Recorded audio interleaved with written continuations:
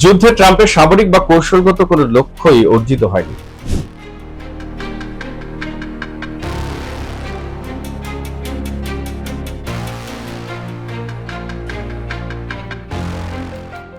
আসসালামু আলাইকুম প্রিয় দর্শক, আমি জহিরুল ইসলাম।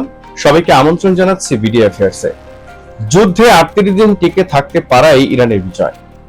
ইরানের বিরুদ্ধে যুদ্ধে ট্রাম্প নিজে আমার জয় হয়েছে বলে দুই বগল বাজাচ্ছেন বটে, কিন্তু মার্কিন ভাষ্যকারেরা বলছেন এই 38 দিনের যুদ্ধে সবচেয়ে বড় হার তারই হয়েছে। শিকাগো বিশ্ববিদ্যালয়ের অধ্যাপক জন মেয়ার্স হাইমার যুদ্ধ শুরুর আগেই বলেছিলেন এই যুদ্ধে ট্রাম্প হারবেন, সঙ্গে আমেরিকাও। যুদ্ধে ইরান জিততে পারবে না ঠিক, কিন্তু তাকে জিততেও হবে না। তার কাজ শুধু টিকে থাকা, আর সেটাই হবে তার জন্য বিশাল জয়।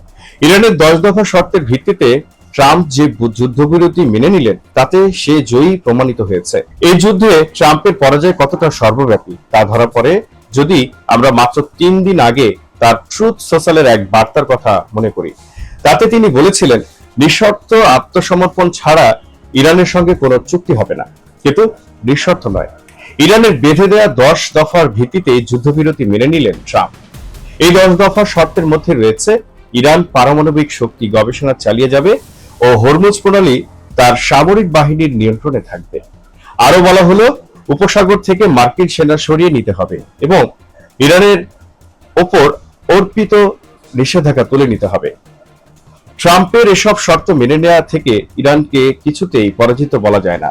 যুদ্ধ বন্ধের কোনো আশু তাড়াও সে দেখায়নি, যত তাড়া ছিল ট্রাম্পের। সিআইএ এর সাবেক প্রধান লিওন পানেটা বলেছেন আসলে ট্রাম্পই পিছু হটলেন আগে।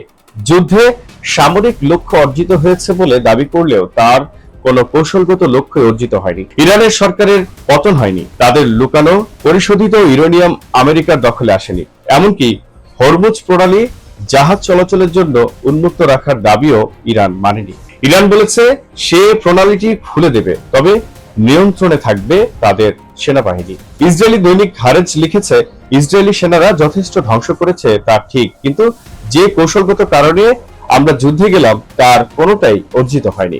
প্রিয় দর্শক, আরো আপডেট নিউজ পেতে আমাদের চ্যানেলটি সাবস্ক্রাইব করুন এবং বেল বাটন আইকন ক্লিক করুন, যাতে আরো নতুন নতুন ভিডিও আপনাদের সামনে আসে। সে পর্যন্ত ভালো থাকুন, সুস্থ থাকুন। আল্লাহ হাফেজ।